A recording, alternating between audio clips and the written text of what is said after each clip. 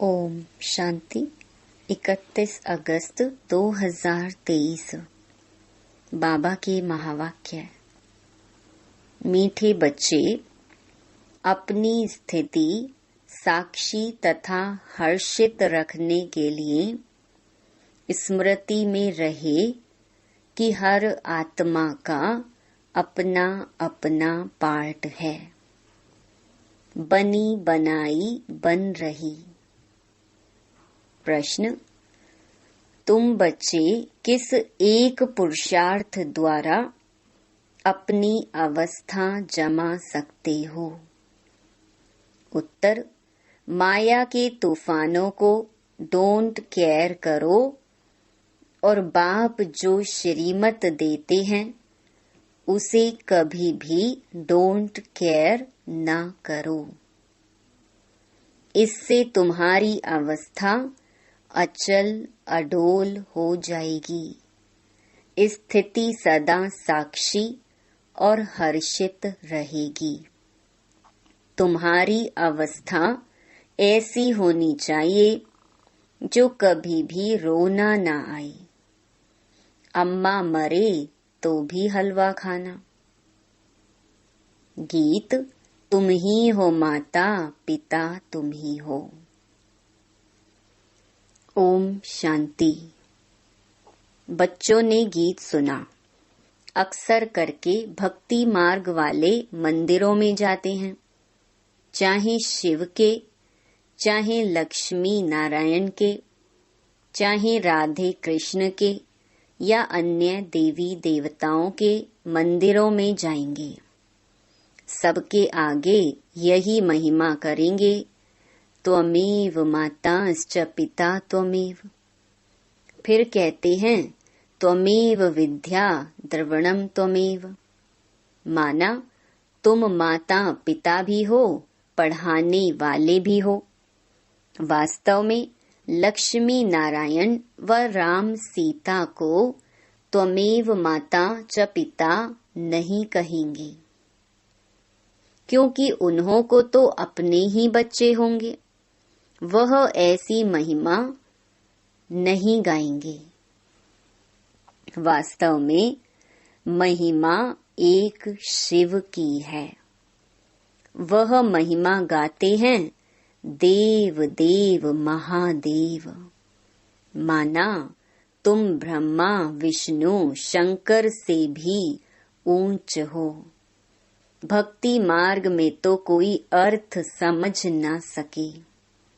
अब बाप कहते हैं तुमने भक्ति बहुत की है, अब तुम मेरे से समझो और इस पर गौर करो कि सच क्या है, झूठ क्या है। तुम बच्चे अब समझते हो बाप के बारे में और देवताओं के बारे में जो भी महिमा करते हैं वह सारी रॉन्ग है। अभी जो तुमको मैं समझाता हूँ वही राइट है। बच्चों को समझाते हैं यह उल्टा वृक्ष है, इसका बीज है परम पिता परमात्मा। वह ऊपर में रहते हैं, वह तो चैतन्य बीज है ना। तुम ठहरे बच्चे। कई कहते हैं कि सब बीज आदि में भी आत्मा है, लेकिन वह तो जड़ है ना। बाप को कहा ही जाता है मनुष्य सृष्टि का चैतन्य बीज रूप। अब मनुष्य गाते हैं ओ गॉड फादर। अच्छा, झाड़ को तुम चैतन्य ज्ञान सागर नहीं कहेंगे। मनुष्य में यह ज्ञान है कि यह बीज है। बीज में जरूर झाड़ का ज्ञान होना चाहिए, परंतु जड़ होने के कारण बता नहीं सकते। मनुष्य तो समझ जाते हैं कि बीज नीचे है, उनसे झाड़ निकला हुआ है। कल्प वृक्ष और बैनियन ट्री की भेंट करते हैं। वह जड़ है, यह चैतन्य है। कलकत्ते में बड़का बहुत बड़ा झाड़ है, उनका थुर सारा निकल गया है, सिर्फ झाड़ खड़ा है, फाउंडेशन है नहीं। वंडर है ना। बाप समझाते हैं इस झाड़ का भी फाउंडेशन है नहीं। देवी देवता धर्म प्रायलोप हो गया है, बाकी सारा झाड़ खड़ा है। कितने मठ पंथ हैं, यह है बेहद का झाड़। बेहद का बाप बैठ समझाते हैं, बाबा लिखते भी हैं। शिव बाबा का बर्थडे हीरे जैसा है, क्योंकि शिव बाबा ही कौड़ी से हीरे जैसा बनाते हैं, स्वर्ग बनाते हैं। अभी तो भारत कितना कंगाल बन गया है।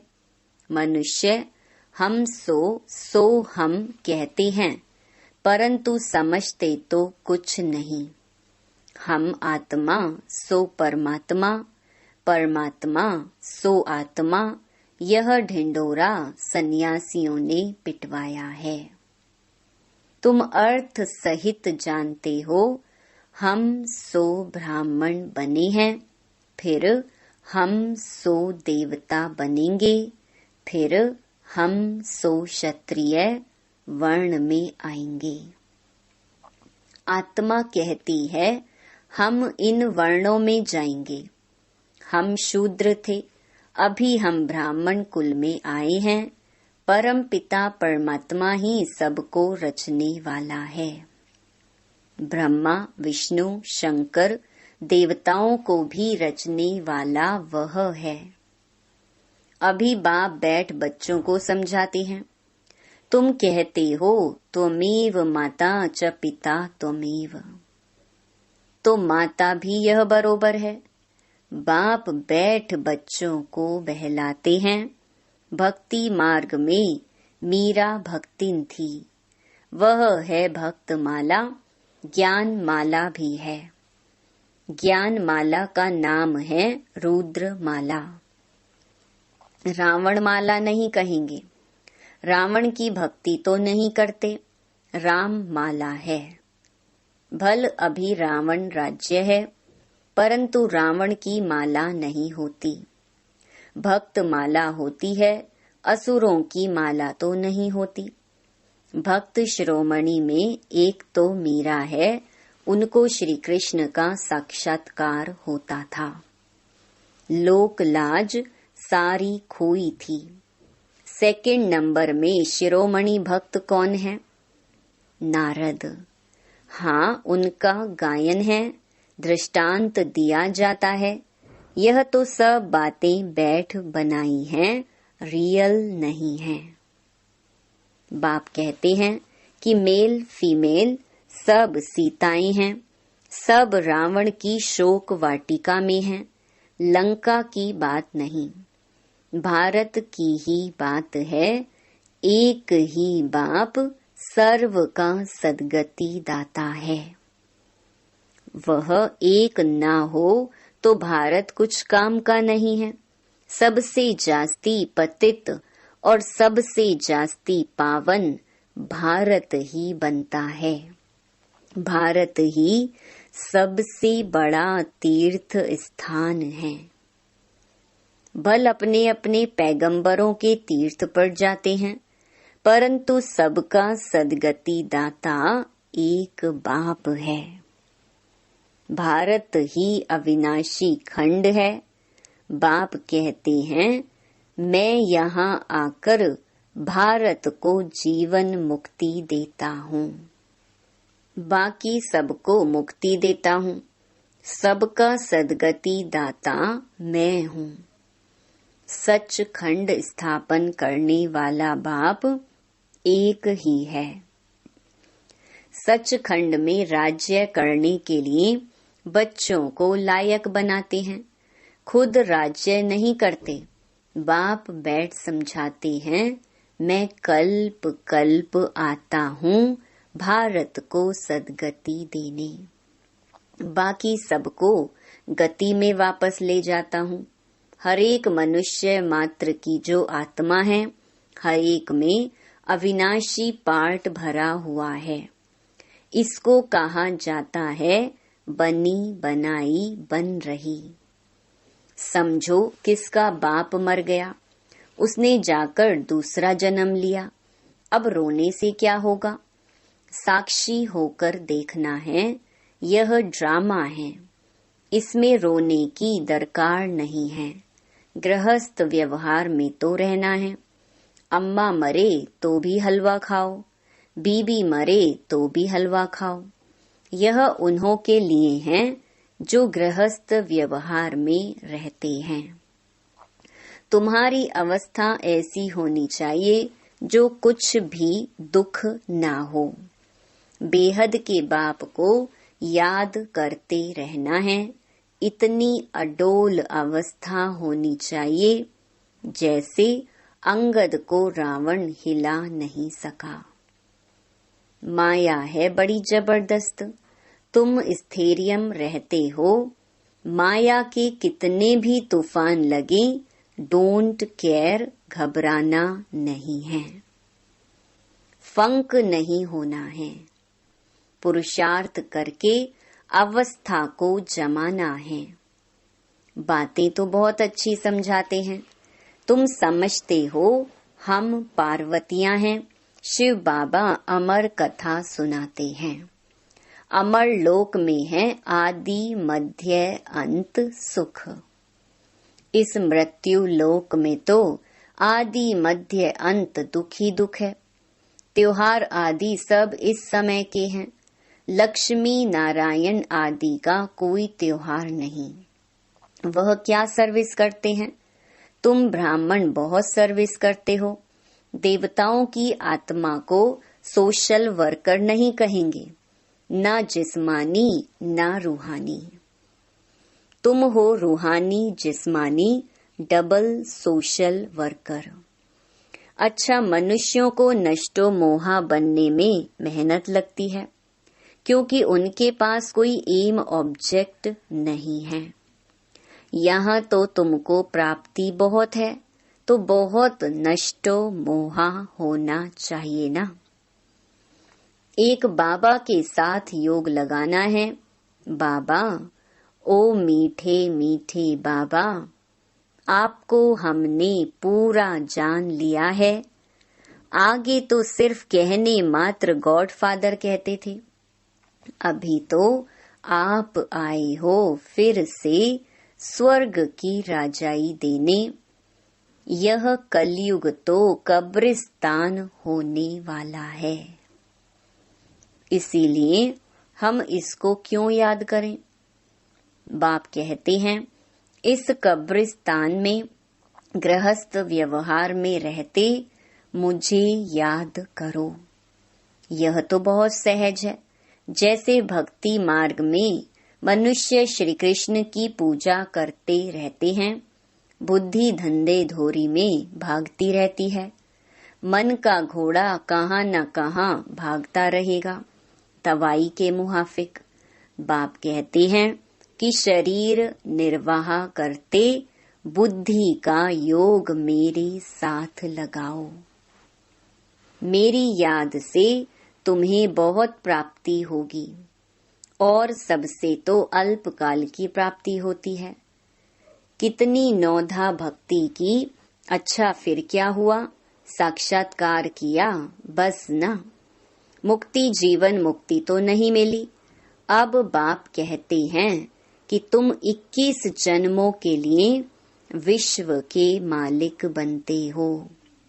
स्वर्ग में गर्भ भी महल होता है, यहाँ तो गर्भ जेल है।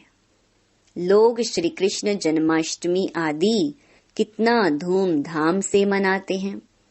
तुम्हें सिर्फ मनाना नहीं है, लेकिन सबको समझाना है कि श्री कृष्ण का जन्म कब हुआ।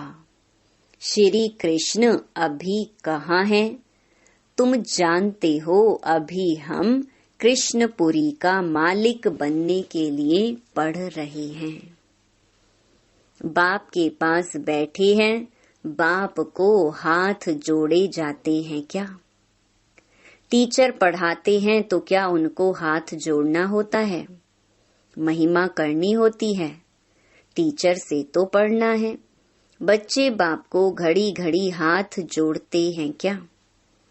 इस समय तो तुम घर में हो, तुमको भासना आती है यह बाप भी है, पतित पावन भी है। इस समय 5 विकारों का ग्रहण लगने के कारण तुम बिल्कुल ही काले बन गए हो। 5 विकारों ने काला कर दिया है। सतयुग में तुम गोरे सुंदर थे, अभी श्याम हो। श्री कृष्ण सुंदर था, अभी श्याम है। कितने बारी श्याम और सुंदर बना होगा। कंसपुरी ही कृष्णपुरी बन जाती है, कृष्णपुरी फिर कंसपुरी बन जाती है। तुम आत्माएं ही तो ब्रह्मांड की रहने वाली हो। ब्रह्म तत्व कहा जाता है, अहम ब्रह्म कहना भी भ्रम है। तुम ब्रह्मांड के मालिक हो, तुम्हारा सिंहासन ब्रह्मांड है। बाप कहते हैं, मैं तो ब्रह्मांड का मालिक हूँ ही। तुम आत्माएं भी कहती हो, हमारा देश वास्तव में ब्रह्मांड है। वहाँ तुम्हारी आत्माएं पवित्र हैं। तुम ब्रह्मांड के मालिक हो तो फिर विश्व के भी मालिक हो। मैं तो सिर्फ ब्रह्मांड का ही मालिक हूँ। मुझे इस पुराने तन में आना पड़ता है जिसने पूरे 84 जन्म लिए हैं। बच्चों को मुरली अच्छी तरह 5-6 बार पढ़ना व सुनना चाहिए, तब ही बुद्धि में बैठेगी और खुशी का पारा चढ़ेगा। माया घड़ी घड़ी याद भुला देती है। इसमें कोई हठ आदि करने की बात नहीं। फुर्सत मिली, अच्छा बाबा को याद करना है, कछुए मिसल। सबसे अच्छा है अमृत वेले का टाइम, उसका असर सारे दिन रहेगा। यह भी बच्चों को समझाया गया है कि पहले खिलाने वाले को खिलाकर फिर खाना है। शिव बाबा के यज्ञ से खाते हैं तो पहले उनको भोग लगाना पड़े। यह सब सूक्ष्म वतन में साक्षात्कार होते हैं। ड्रामा में नूंद है। तुमको भोग लगाना है शिव बाबा को, वह तो निराकार है। गाया भी जाता है देवताओं के लिए, उनको ब्रह्मा भोजन की आश थी, क्योंकि तुम ब्रह्मा भोजन खाकर ब्राह्मण से देवता बनते हो। सूक्ष्म वतन में देवताएं आते हैं, महफिल लगती है। यह सब खेल पाल हैं। अच्छा, मीठे मीठे सिकिलधे बच्चों प्रति मात पिता बाप दादा का याद प्यार और गुड मॉर्निंग। रूहानी बाप की रूहानी बच्चों को नमस्ते। धारणा के लिए मुख्य सार। पहला, बुद्धि में पूरी एम ऑब्जेक्ट रख नष्टो मोहा बनना है। इस कब्रिस्तान को भूल बाप को याद करना है।